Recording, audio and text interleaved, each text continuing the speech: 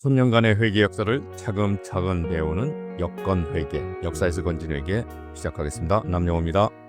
제6편 대공황과 공시제도, 그 중에서요 제2화 블랙 튜스데이, 미 증시가 박동을 멈추다 6-2화 시작하겠습니다. 대공황의 발단, 대공황은 어떻게 시작됐나? 지난 편에서 로링 20s, 광란의 20년대 라는 얘기를 했죠. 1920년대가 그냥 이런 사진에 보듯이 이렇게 흥청망청 놀았습니다. 그러다가 갑자기 바뀌게 되죠. 대공황이 왔습니다. 그래서 1920년대는 파멸적인 경제 붕괴로 막을 내렸습니다.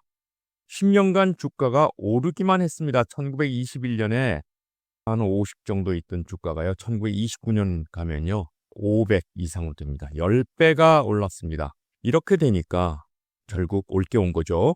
경제의 과대 팽창인데, 여기서 보시다시피 1928년부터 29년까지 한 1년 4개월 되는 기간 동안에 주가가요 40% 상승했습니까? 사람들이 미치는 거죠. 주식만 사면 40% 오르는 거예요.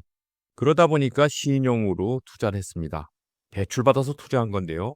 24년 말에 22억 불, 27년 말에 44억 불, 2배 됐죠? 29년 대공황 때 85억 불, 그냥 2배 올라간 겁니다. 그러다 보니까 뉴욕 증권거래소는 이제 화랑이죠. 그런데 하루아침에 폭삭했습니다. 왜? 주가가 대폭락했으니까요. 얼마나 짧은 시간에 폭락했나 한번 볼까요? 24일 날 시작됐습니다. 검은 목요일. 하루 동안에 1290만 주가 거래되고요. 기록적인 폭락이 시작되고, 이제 은행계에서 폭락을 막으려고 매수를 했습니다. 그런데 29일 날 화요일 날 마지막으로 결정타가 날립니다. 결정적인 붕괴가 되고 개인 투자자들은 자살을 하게 되고요. 신용 붕괴가 일어납니다. 일주일간 날짜별로 사건을 보시면 24일 날, 아까 말씀드린 목요일 날 엄청난 매도가 시작됩니다. 이제 마진콜 대응의 매물이 나온 겁니다. 마진콜은 조금 이따 설명드리겠습니다. 그래서 패닉이 시작되고요. 은행연합이 매수를 시도하고, 그래서 공포는 다소 진정됩니다. 이런 패닉은요, 미국의 경제사에서 굉장히 많이 있었습니다. 그러니까 사람들이 그렇게 심각히 생각하지 않았을 거예요. 이틀간 휴장하고 그 24일을 뭐라 그러냐? 검은 목요일이라고 그러죠. 이때도 몰간은행 등이 받쳐줬습니다. 주가를 받치기 위해서 2,400만 불을 조성해갖고 대량 매수 주문을 넣습니다. 그런데 토요일, 일요일, 월요일 날 결국은 자금이 딸려서 모간은행도 매수를 중단하고 결국 공황성 투매가 시작되면서 12%가 하락되는 검은 화요일이 됩니다.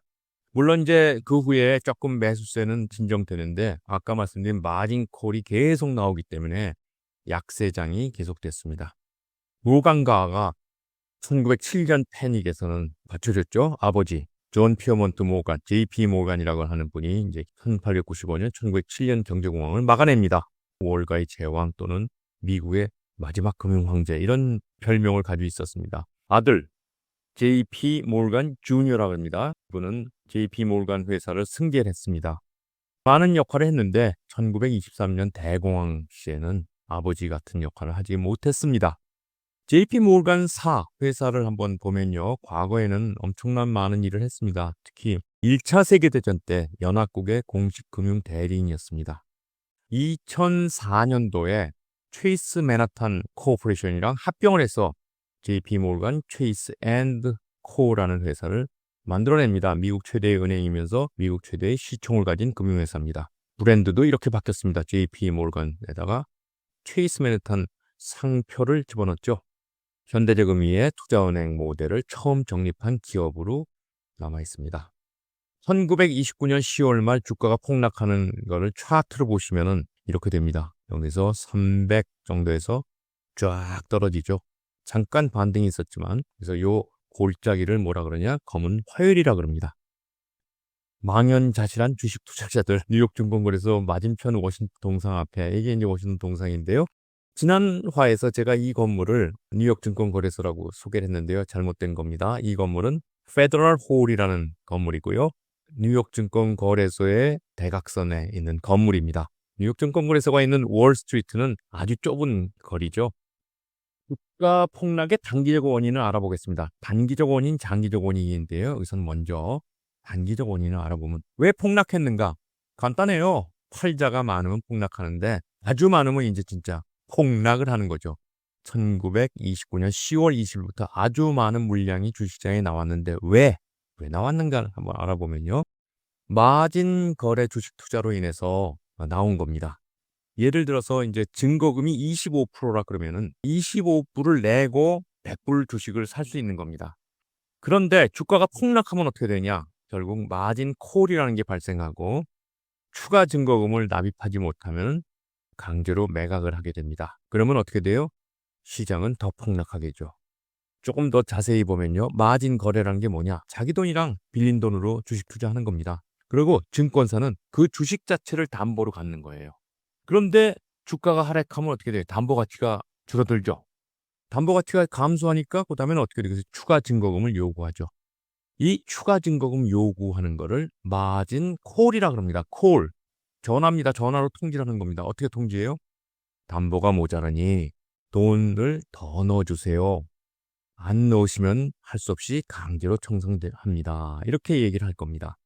마진콜 전화를 받고 하루, 이틀, 사흘 내로 돈을 더 넣지 않으면 강제 청산을 하고 시가로 매도를 하게 돼 있죠. 시가로 매도한다는 건 뜻이 뭐예요? 주식시장에 헬자가 막 나오는 거죠. 이런 증시 상황이 은행으로 번집니다. 즉 증거금을 대출해준 금융기관도 의심하게 되죠.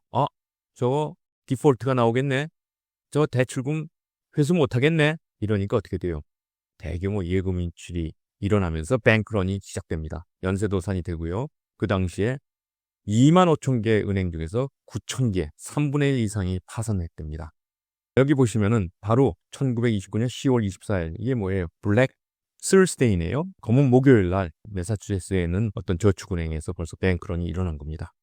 1907년에 공황이 일어난 걸 반성으로 만든 연준, 1913년에 만들었죠. 그럼 무엇을 하고 있었던가? 연준 설립 시에 미국 은행의 유형은요. 이렇게 여러 가지 유형이 있었고요. 그중에 대표적인 은행이 국립은행이었습니다. 이 국립은행은 중앙은행이 아닙니다. 이 국립은행법이라는 법에 의해서 만들어진 은행이 있었습니다. 즉 연방정부가 승인해준 은행이 6,500개 있었고요. 주가 승인한 은행이 한 마리 있었고 신탁회사, 요새로 말하면 프라이빗 뱅킹이죠. 이런 것들이 한 1,500개 있었고 저축은행, 대부조합, 기타 등등이 한 2,000개 있어서 2만 5천 개 정도가 있었습니다. 그 중에서 국립은행은 뭐 하는 은행이냐? 이 국립은행법이라는 거를 전쟁통에 급히 만들었어요. 왜 만들었냐면요. 그때 전쟁 채권을 팔아야 되는데 그걸 팔 수 있는 수단으로 국립은행을 만들어냈습니다. 그리고 지폐 발행 권한을 줬어요. 그러다 보니까 국립은행 개수만큼, 그 개수만큼 아니겠지만 지폐가 돌아다녔습니다. 국립은행 권이라 그러면서 나타난 지폐가 수천 종이었습니다. 국립은행의 의무는 지불 정기부금을 가지고 있어야 되고 그러나 랜더 오브 레스트 리조트 의무는 없었습니다. 즉 최종 대여자라 그러죠. 이런 의무는 없었습니다. 그러니까 중앙은행은 절대 아니죠. 초기 연방준비제도의 구조를 다시 한번 살펴보면요. 12개 지역을 나눠갖고 국립은행한테 투자를 시켜서 연준은행이라는 걸 만듭니다. 페더럴 리저브 뱅크를 만듭니다. 그리고 워싱턴 DC, 즉 연방정부에는 연방준비이사회, 페더럴 리저브 보드, 지금은 이걸 뭐라 그래? FRB 이사회라 그러죠.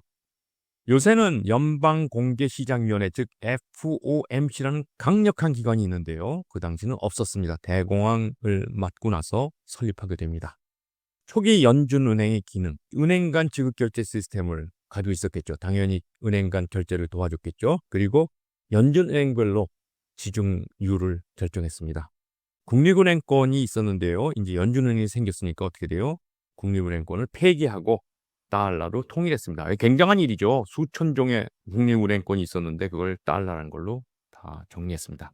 연준은행은 뱅크런 방지책을 가지고 있었습니다. 뭘 가지고 있냐? 기준금, 지불준비금, 그리고 최종 대부자 역할이 있었는데 아주 애매했습니다.